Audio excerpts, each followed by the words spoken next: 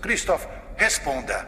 Por que acha que Truman nunca chegou a descobrir a verdadeira natureza do mundo que o rodeia? Nós aceitamos a realidade do mundo com o qual nos defrontamos. É muito simples. Numa bela manhã, uma luz enorme cai do céu e quase te acerta. Ela se espatifa no chão na frente da sua casa. E aí, o que você faz? Você vai lá, pega a luz, sente o peso dela, vê que ela tem parafusos e uma etiqueta escrita Sirius. A estrela mais brilhante do céu noturno acabou de cair na frente da sua casa. E aí, o que você faz? Você liga o carro e vai trabalhar. Ah, mas você diria, eu não faria isso se fosse eu mesmo nessa situação. E então, será? Olha, não sei se você já percebeu, mas toda noite tem uma pedra gigante voando no céu, uma pedra voadora. Ah, mas você vai dizer, isso é a lua, seu imbecil. O que segura ela lá em cima é a força da gravidade. Mas pensa nisso comigo. Logo após o Truman ter presenciado um acontecimento estranho, ele entra no carro, o rádio liga e diz que uma aeronave estava soltando peças sobre a região. É uma explicação ruim, mas isso não importa. Uma explicação não precisa nos convencer. Ela nem precisa ser verdadeira. Ela só precisa chegar antes que a dúvida termine de nascer. Ou seja, basta que uma explicação seja dada antes de nós termos a oportunidade de pensarmos mais profundamente sobre uma questão. Mas, veja bem, esse não é um vídeo sobre teorias da conspiração. Esse vídeo é sobre uma coisa que, para mim, é ainda mais perturbadora.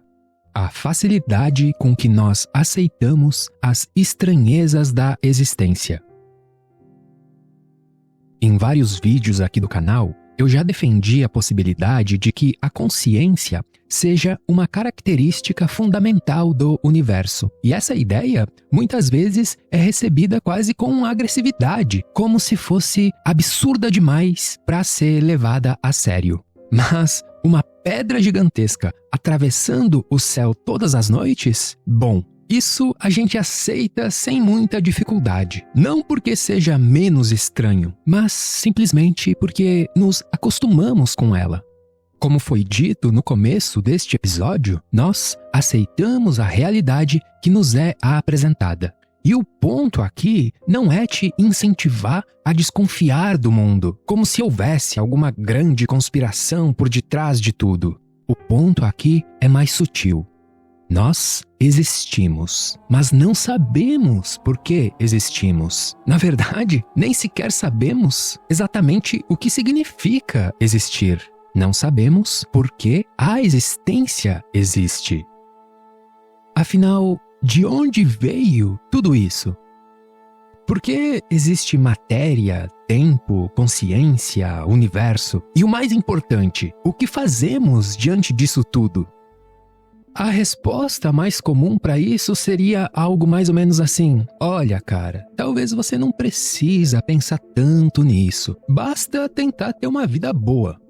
Você nasce, vai para a escola, trabalha, ganha algum dinheiro, ama algumas pessoas, conhece alguns lugares, envelhece e morre. É assim mesmo, cara. E sim, talvez seja mesmo. Nós podemos simplesmente fechar os olhos para essa questão e seguir em frente. Talvez haja até alguma sabedoria nisso. Mas existe uma coisa que me incomoda em ignorar essa questão. Veja se você concorda comigo. Até onde sabemos, somos os únicos seres deste universo capazes de fazer algo extraordinário. Pensar sobre a nossa própria condição existencial. Nós não apenas existimos, nós sabemos que existimos. Podemos olhar para nós mesmos, para o céu, para o universo ao nosso redor e perguntar, afinal, o que é tudo isso? E, ao meu ver, talvez seja essa a pergunta mais profunda que a inteligência humana é capaz de formular. Porque, veja só, você pode perguntar, de onde vieram os átomos, de onde veio o tempo, de onde veio a consciência, mas em algum momento todas essas perguntas parecem desembocar numa questão ainda mais fundamental. Por que existe algo ao invés do nada? É como se essa pergunta estivesse na fronteira da nossa cognição. Nós chegamos até ela e encontramos uma parede. Não conseguimos pensar muito além. E talvez investigar essa questão seja justamente caminhar até os limites da mente humana a fim de tentar empurrá-los um pouco mais para longe. Uma tentativa de expandir os nossos horizontes cognitivos. E me parece haver algo profunda e inerentemente humano nisso.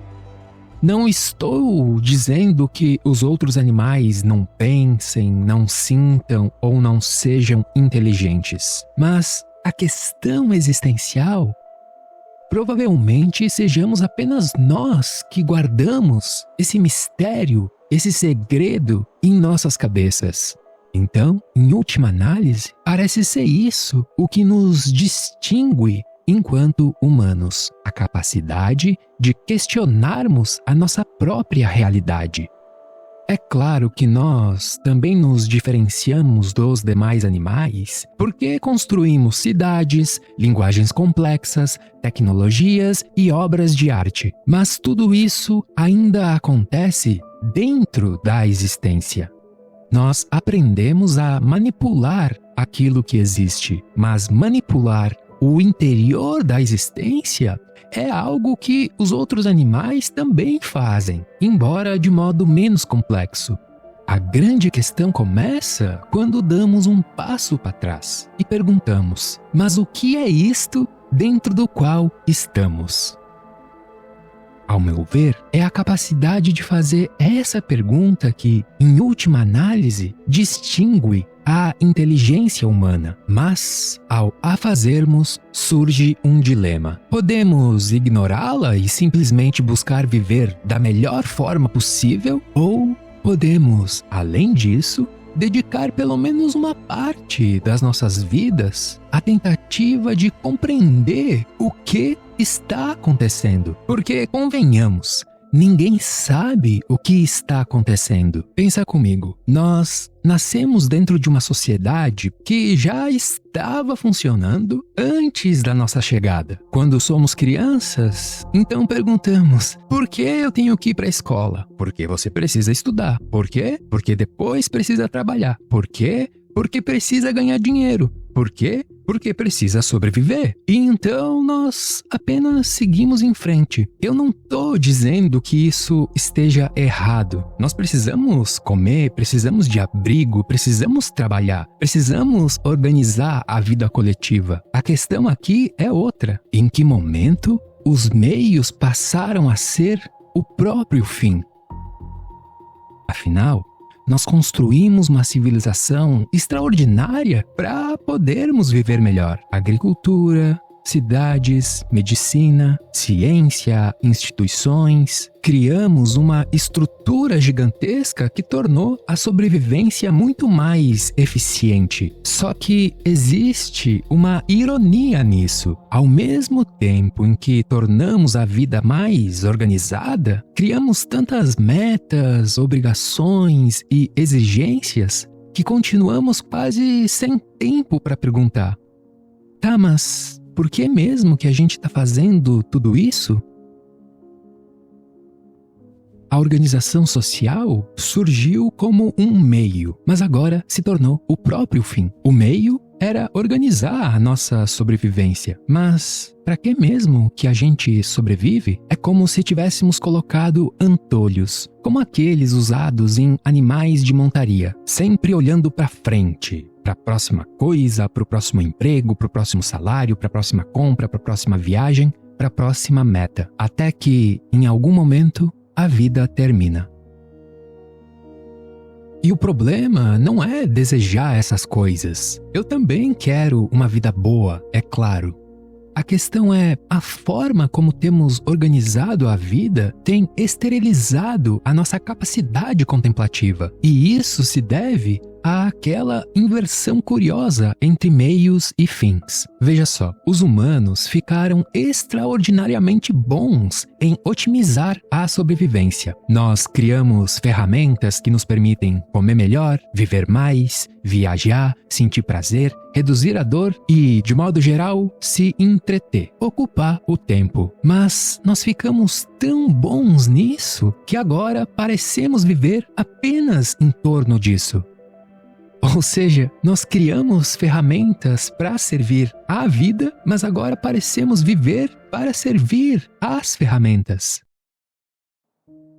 Veja, as pessoas trabalham para poder consumir e descansam para poder voltar a trabalhar. Viajam para suportar essa rotina e retornam à rotina para poder viajar novamente. Os meios passaram a ocupar tanto espaço que começaram a parecer que são o próprio fim. Mas, reitero, essas são apenas ferramentas de sobrevivência e uma ferramenta sempre permite a pergunta: para que ela serve? Talvez parte dessa resposta esteja justamente naquilo que a humanidade já vem fazendo. A física tenta compreender os limites do cosmos, a neurociência tenta compreender o cérebro, a medicina tenta expandir os limites da nossa vitalidade e a filosofia tenta investigar os limites do pensamento e do que podemos conhecer. Então, talvez, embora de maneiras diferentes, a humanidade já esteja tentando responder a mesma pergunta. O problema é que, individualmente, muitas vezes nós vivemos como se essa questão não existisse. Há uma ideia muito repetida de que deveríamos simplesmente aceitar o mistério e aproveitar a vida. E como eu disse, talvez até haja alguma sabedoria nisso, mas será que isso não cai naquele engano de que o ignorante é sempre mais feliz? Que a ignorância é uma dádiva? Quer dizer, essa ideia de que deveríamos aceitar a nossa pequenez e efemeridade existencial, às vezes eu me pergunto se isso não é apenas um discurso vazio, perpetuado ao longo das gerações. Pois, quer ver? Vamos fazer um experimento. Esqueça por alguns segundos tudo aquilo em que os humanos têm acreditado. Religião, espiritualidade, filosofias, conspirações, qualquer teoria. Coloca tudo isso de lado por um momento e se pergunta: o que sobra para além de todos esses discursos? Sobra o fato de que estamos aqui e não sabemos o porquê. E nota que isso não é uma crença, não é um discurso, é a inegável condição na qual nos encontramos. Agora, imagina também que, quem sabe daqui a alguns séculos ou milhares de anos, os humanos finalmente descubram aquilo de mais fundamental sobre a natureza da existência. Provavelmente, então, essas pessoas do futuro olhariam para trás e pensariam como eles conseguiam viver sem saber por que existiam. Talvez nós estejamos vivendo em meio a uma ignorância tão grande que sequer conseguimos mensurar a dimensão dela. E se não sabemos o que nós somos, de onde viemos e o que é isto que chamamos realidade, não te parece razoável que uma parte maior do nosso esforço coletivo pudesse ser direcionado a tentar descobrir? É claro que, como eu disse antes, isso já vem sendo feito. A ciência, a filosofia e outras áreas do conhecimento já empurram essas fronteiras. O problema é que essa busca ainda ocupa uma posição quase marginal na vida humana. A minha proposta é outra. E se compreender a nossa própria existência pudesse ser um dos grandes propósitos da humanidade? Talvez esse pudesse ser o grande propósito da humanidade. Não um propósito escrito nas estrelas ou uma missão dada por uma divindade. Quer dizer, não um destino pré-determinado, mas um propósito escolhido por nós. Afinal, se somos uma espécie capaz de perceber que existe, mas incapaz de compreender essa existência, então será que uma das coisas mais humanas que poderíamos fazer não seria justamente tentar descobrir um propósito à altura da inteligência humana? Porque em algum momento a espécie humana vai ter que parar e fazer a seguinte pergunta: mas em prol de que mesmo que estamos fazendo tudo isso? Será que todo o nosso esforço se resume a manter um aglomerado de células metabolizando pelo maior tempo possível, enquanto simplesmente tentamos acumular experiências agradáveis? É claro que, infelizmente, ainda há muita gente sofrendo e lutando por necessidades básicas. E isso precisa ser uma prioridade enquanto não for superado. Mas, quando pensamos em propósito, pensamos naquilo para além da sobrevivência imediata. E então, a pergunta retorna: para que mesmo que nós queremos sobreviver melhor? Para que servem todas as ferramentas, todo o conhecimento e toda a organização social que construímos? Apenas para termos cada vez mais conforto? Olha, eu não consigo evitar a sensação de que uma inteligência como a nossa, que é capaz de questionar a própria realidade, possa aspirar algo muito além do que simplesmente sobreviver. Se somos os únicos seres capazes de questionar a própria existência, então talvez, através de nós, o universo esteja tentando compreender a si mesmo. E é por isso que o grande propósito humano poderia ser justamente esse: tentar responder à pergunta mais profunda que já se foi possível formular. Por que a existência existe?